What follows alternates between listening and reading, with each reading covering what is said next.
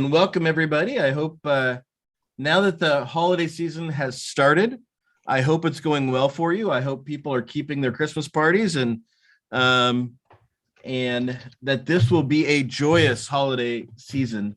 Um, it's always interesting, Lex. I grew up in the industry, and for my dad's particular restaurant, it was always Thanksgiving through New Year's Day that we made all our money. And then we survived January, February, March. And then I've learned, well, that was our situation. And other people, you know, their busy season wasn't necessarily Christmas. For your old pizza restaurant, what was the holiday season like for you? Was it the season where you brought it in, or the season where you got through until the Super Bowl started? Well, for the pizza restaurants, it was a good season. We always did things like Toys for Tots and a lot of those things. So, and there were a lot of holidays, so a lot of promotions that went on. However, our sales kind of were a little bit more evened out throughout the year. It wasn't as dependent on this time of the year as maybe a full service restaurant like your family had. Yeah, well, and if you look at the overall state numbers, it's a really good season for the industry. But it wasn't as dominant as was for like my family as it is for the whole. Well, I did love the season. I was also the only kid on my block who never wanted snow in December. I was like, please don't let it snow until January 2nd, right? Because that wiped out all our Christmas parties. So hopefully for the industry's sake, we don't get any snow until January 2nd. So all those Christmas parties, people can come and enjoy and things can go well. I'd love to hear from some of the callers later on how things are going, just to get a broad perspective. Give a couple of updates on things that happened in the past month. Given that I always feel like the Grim Reaper and I'm bringing bad news, let me bring some good news. One of the biggest things, elections that we were keeping an eye on, we were very, very involved in and leading on, was up in the city of Bellingham, Initiative 4, which would have mandated predictive scheduling, restrictive scheduling for all employers, and also a $4 an hour hazard pay anytime there was a declaration of emergency in the county area. So it could be like there's a pandemic, or there's a forest fire, or there's a flood in one area of town. Anytime those would occur, boom, everybody's wages in the area would have gone up $4 an hour. That thing started out really popular, and we did a lot of education up there, and it went down in a major way. So even if you weren't at risk in Bellingham itself, this is a major win, because the amount it lost by, I think, is going to be helpful in preventing this idea from going much further. We're going to continue to work with Bellingham to see where their follow-ups and things go from there. Also, of course, King County went into effect, and the King County customer mandate. So far, we've been tracking the data. It's early yet. We're going to get another 2 weeks of data here at the end of this week. The first 2 weeks after was interesting because it did show that compared to Pierce County, King County restaurants were down. But not universally. So it was interesting to look at the data and to see that some restaurants actually were up, and some, but 2-to-1 restaurants were down in King County, where in Pierce and Snohomish is kind of call it the placebo counties. It was about a third equal across the board. Some restaurants were up 15-20%. Some restaurants were down 50%. We're going to continue to watch that and continue to learn about how that's going. Continue to try to urge the public to remind them that it wasn't the servers or the bartenders' fault that this went into place, and to show grace. But we are keeping our eye on how King County is going. A couple things coming up for the month. Lex, you and membership put together a pretty cool ERTC program for those who hadn't done ERTC. Can you talk about that a little bit? Yeah, we are working with Adesso, who is basically ERTC. Let's start with the beginning. ERTC stands for Employee Retention Tax Credit, or some people just call it ERC. And it's originally included in the CARES Act to provide tax credit for employers. who qualified for wages to employees during the pandemic. And so the qualification is typically 100 W-2 employees or for the 2020 tax year, or up to 500 employees for the 2021 tax year. And basically, this comes down to about $26,000 in tax credits you can get per employee. It's kind of like a grant, right? But it's a tax credit, so you don't have to pay it back. So for now, we don't have the PPP. We don't have a lot of these other things. The ERTC is still in place. So we've been able to get a lot of members signed up for this. And we will include a link for this. It's wha.fyi/ERTC. And then we'll include this, and this will take you to the page where you could submit for more information. But so far, we've gotten more than $5,777,000 for our members using this program. We've had more than 50 owners and members and 71 total locations that has generated that. So we've got a lot more members than that. So this is something, if you're a member and you're looking at trying to get some funding, this is a great avenue to look at. Yeah, it's been it's really been a strong program and a good partnership. And if you haven't an ERTC yet, a lot of operators didn't even think they were eligible till we encouraged them to look at it, and they found out they were. Please click on that link and find out. I hate for you to walk away from a check maybe slightly larger than your retro check. Which, speaking of retro check, it is almost the season. We are going to be mailing out retro checks here before Christmas, and we'll be mailing out about $8.6 million.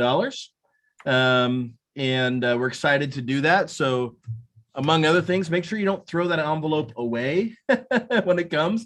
It's amazing, Lex. Every year we have a couple operators that didn't realize they threw away a $10,000 or $20,000 retro check in their mail. So when you get that, please make sure you mark it, set it aside.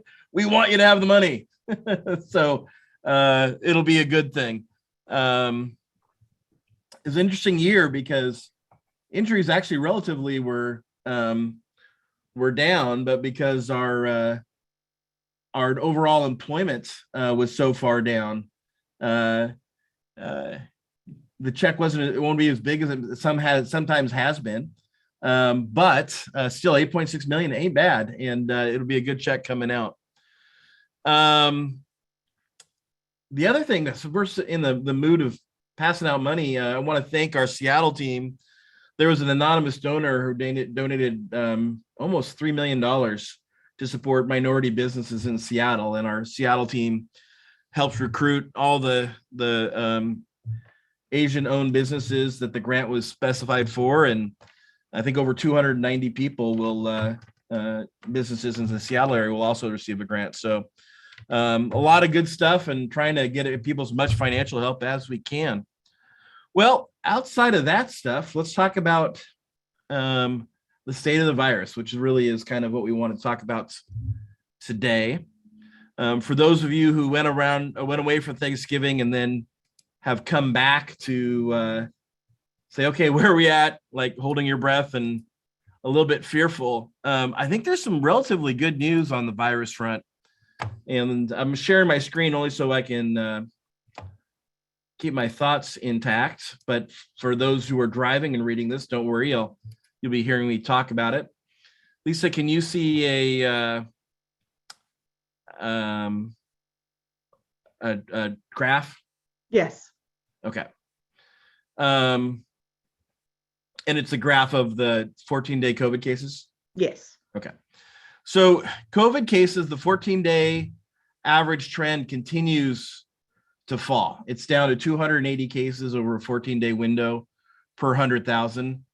That's really good news. There was a period right before Thanksgiving where it started to flatten out and slightly increase. And there was a worry that right before the holiday season that could take off again. But then it did drop this past week and a half, 10 days. So we're still a long ways away from our low points that we saw in the beginning of July, which was 65. There really isn't a goal on this one. The last publicly stated goal by the governor was 50. but that was a long time ago. And I think they'd probably slap me around if I said that was the current goal. But the fact that it is dropping and it appears to continue to be dropping is great news. We had if you didn't listen to last month's podcast, the head of the hospital association was on, and she really gave us great insight on where they were at. And to me, I think the hospital trend is the bigger issue. And the reason of that is it impacts those who are vaccinated. So if the hospitals are full and you can't get your cancer treatment, or your daughter's got a broken leg or something else and they can't get treatment, then all of a sudden you really want to activate and do something proactive on COVID.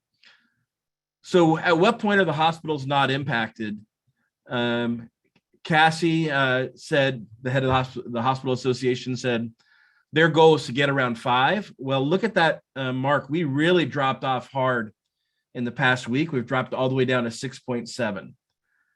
So as long as Thanksgiving numbers in the next 10 days come out okay, and the holiday numbers don't start spiking, it's feasible that we could hit their goal, the hospital association's goal, which is to be around 5 in a 7-day window, which they feel would start freeing up hospital staff, would start being relief, and is a manageable workload. So those are things I think are positive. So as much as I always come on here, not always, but in the past 2 years, have said the negative, there's some positive things there.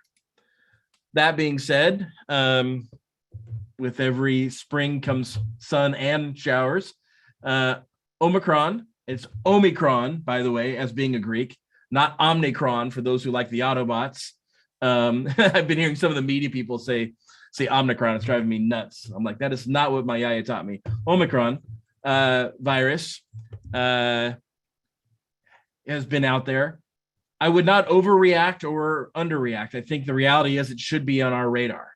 In talking with the different folks in the past week, we now know what's out there, but there's still a whole lot we don't know.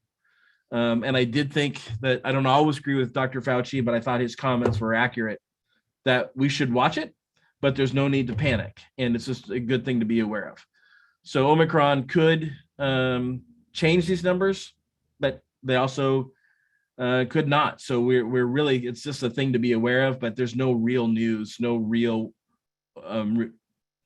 need for over concern at this point. I think the other thing we want to watch is the holiday season.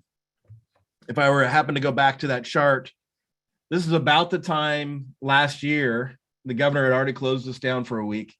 The cases shot up. And the holiday season really skyrocketed. So we do want to make sure we encourage all our guests to be healthy and safe, because we do not want to go backwards. And the trend isn't going that way, but we want the next 2-3 weeks to make sure we don't build from an already high level. So that's probably what we know on the virus. Lex, before I go into the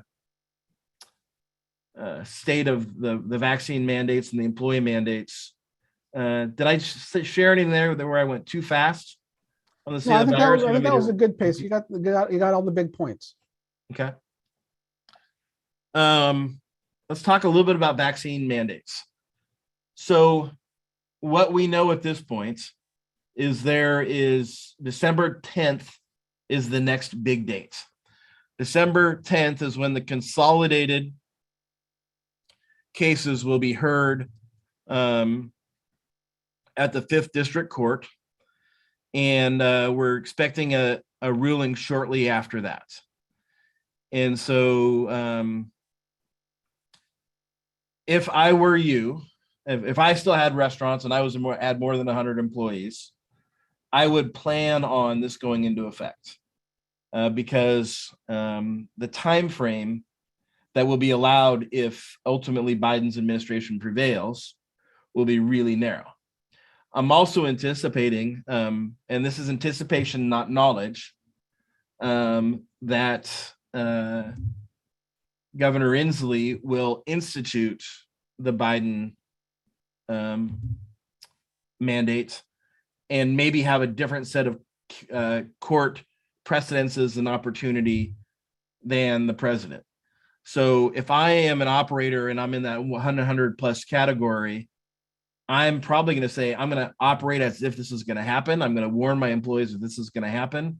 And if it doesn't, that'll be a relief. But that's better than jamming it in an impossible time frame to try to get done by June or January 4th and 5th. So again, the key dates, December 10th is the court case. January 4th, employees, if the Biden administration's rule stands, employees will have to be fully vaccinated. And January 5th, those who are not vaccinated will have to come in and get tested moving forward. So a lot to unpack there. I don't want to really get into all the legalities of that. We did a whole podcast on legalities. And Lisa, did I see you just posted something in the chat? I did. This Catherine Morissette. She's an employment lawyer who is a part of our advisory network. She was gracious enough to give us a webinar last week about this topic. And we understand that, it's the holidays and it was the day before Thanksgiving, so everybody was busy. So we did record it, and it is up on our members only website, and there's a link in the chat. So please listen to that, and we'll get that out there. And as we know more, Lex, right? Your job, you're our newsman. You're our Edward R. Murrow, right? So you will be getting that news out as soon as it breaks when we know more. Yeah, and not just the news. We often follow up with a webinar or more detailed information to show members how it affects them directly. So with that, our goal is to try to get this done in like 20 to 30 minutes, which I think we're going to do well today, and then really be available for questions. Feel free to grill at me, yell at me, ask me where I think some of these things are going or other topics we haven't brought up. So Lisa, I see there's a handful of questions there. Yeah. Do you want to, I'm going to leave it to you. Some of you are trying to text me. Please don't text me because I'm trying not to read it. I'm trying to pay attention to the podcast. Put the questions in the chat. Yeah. Lisa, go ahead. Yeah, first one's from Catherine. She wants to know how the vaccine mandates work with Hipaa laws, and are we at risk of violating them? I'm sure that question was asked in Catherine's legal debate, and there's always things you should do to protect yourself. But in general, I think we're okay.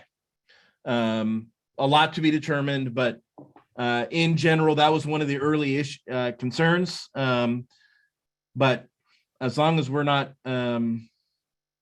Catherine will give you all the details in there, but as a general rule of thumb, we're okay. And then the next one was curious to know if our copies of vaccine records and Excel spreadsheets are acceptable for record keeping. Yes.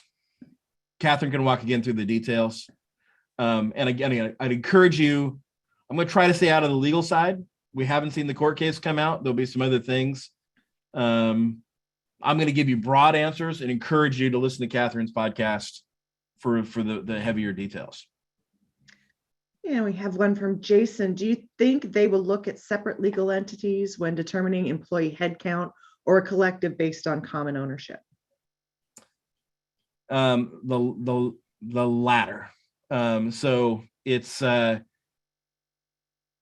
the way the same of the other rulings have been. If you're connected, so if you have predominantly common ownership, you're probably going to be one.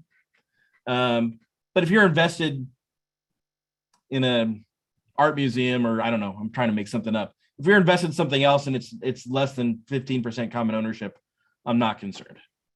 But if you're dominantly the same ownership, it's the same way the other tax umbrellas are looked at. And here we have a question from Mike. One of the biggest challenges for quick service restaurants is the high number of minors whose parents won't allow them to be vaccinated. Are there any options or leads available to order test kits? He's got 250 employees and needing to order in bulk.